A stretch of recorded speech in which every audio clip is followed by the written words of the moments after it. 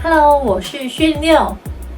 今天想跟大家分享的主题呢，就是如果你是刚刚注册完淘宝账号，但是你还不太懂到底要如何去入门跟逛这个大平台的话呢，可以看一下我今天要分享的影片哦。我今天想分享的呢，主要就是我个人经验谈，就是我想要浓缩成几个大点，会比较有个方向跟比较好入门的一个方法这样子。那在进入今天主题之前呢，记得订阅频道，开启小铃铛哦。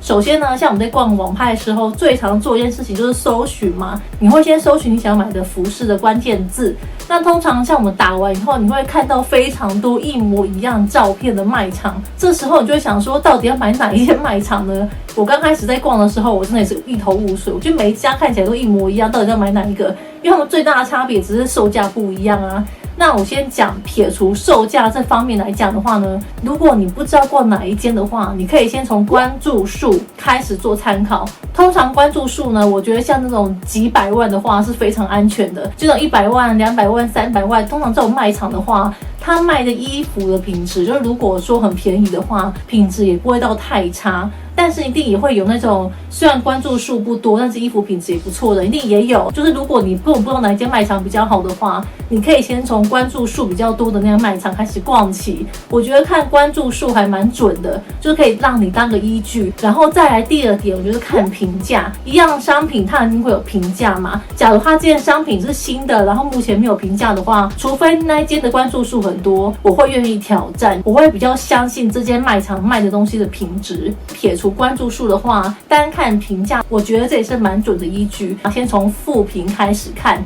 那如果那件商品它没有负评的话呢，全部都是好评的话，那你们可以先从它的追加评价开始看。因为通常追加评价就是它已经使用过一段时间后，它会补充的新的，我觉得它是最准的。因为通常第一笔给的评价，有时候很多买家是因为为了想要拿到卖家的红包，所以他会给非常好听的评价。我是觉得这比较不太准，除非说那样商品它的评价已经到上千笔，也都是好评的话，我觉得那可能就比较安全，比较不用怕。那如果只有10几笔评价的话，我会比较担心那样商品它如果售价又刚好很便宜，我就会觉得会不会它其实品质还是有点落差。所以通常我会先从差评，然后中评跟追加评价开始看。好评的话，就是除非这些都没有的时候，我才会看好评他们大概在写什么这样子。然后再来呢，购买商品，我觉得电器类东西不要买。什么叫电器类东西？就像是你要买相机或者是手表，里面含有电池的话都不要买。像我之前买环形灯，然后环形灯寄到集运的仓库的时候，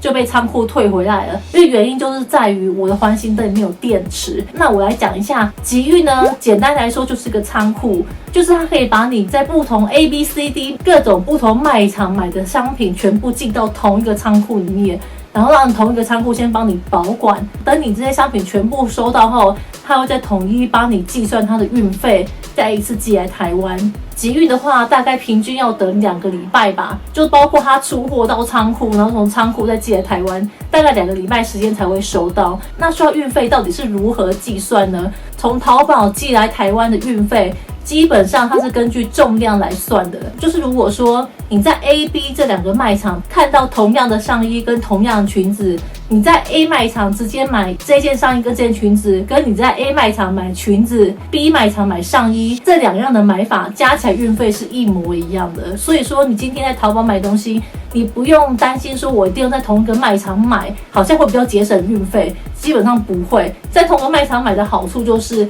它可能集到多少钱会给你有折扣，但是运费来讲的话，基本上你不管在哪间卖场买到都是一样，因为它是全部的商品加起来的总重量去算那个运费的。那我刚刚前面说到总重量的嘛，你的物品越重，运费就越贵。那根据我买的经验，我觉得你买小饰品是最划算的，因为饰品就很轻。但是如果你今天是买比较有重量的东西，例如说你是买一双靴子，或是你是买一件大衣，它本身的重量就很重了。有时候你就要去算一下，你从淘宝买那件外套或鞋子，有没有比你在台湾买还要便宜呢？你如果加上运费有比较便宜的话再买，如果加上运费差不多的话，其实就不一定要在淘宝买。那淘宝它的重量是以公斤来算，不满1公斤也算1公斤，所以1公斤是一个价格，2公斤是一个价格，3公斤是一个价格。我印象中好像他们最重总重量最多只能到20公斤。那关于淘宝，我是觉得它手机版有一个非常好用的功能，强力推荐给你们用。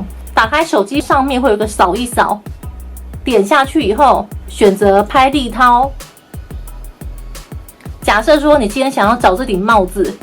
你就把它拍下来，它就开始进行搜寻，它就会搜寻到它找到这顶帽子的类似款。虽然它搜寻出来的类似结果的不一定100%准确，可是我觉得它的准确度至少有高达7-8成以上，我觉得是有的。你有非常想要的单品，但是你不知道如何搜寻的话，你可以利用拍照或是图片的方式，在淘宝里面进行搜寻，我觉得这点非常的方便，强力推荐。那最后呢，就是我觉得淘宝的下半身女装的尺寸，我是觉得比较偏小，因为通常以我来讲的话，我在台湾不管是买短裤、短裙或是长裤等等，以台湾的网拍大概买 M 号就可以了。但是我看到我同样的就是腰围尺寸，在淘宝有时候都看到 L 或是 XL 号，就是那个尺寸不太一样。上半身我是觉得还好，我个人是觉得没有到太大的差距，主要是下半身。所以如果你要买下半身的单品的时候，它的尺码绝对要看清楚，不要根据自己平常穿几号就买几号，你一定要看它腰围大概是几公分，你再去算，这样才不会买错。因为我是觉得在淘宝买东西要换货退货非常麻烦，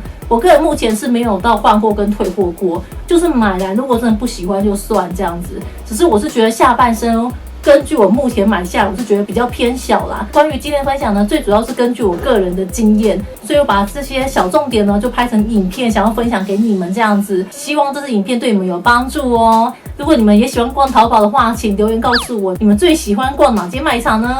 那今天影片就到这里，如果喜欢影片按喜欢，把影片分享出去，记得订阅频道，开启小铃铛。我们下支影片见了，拜拜。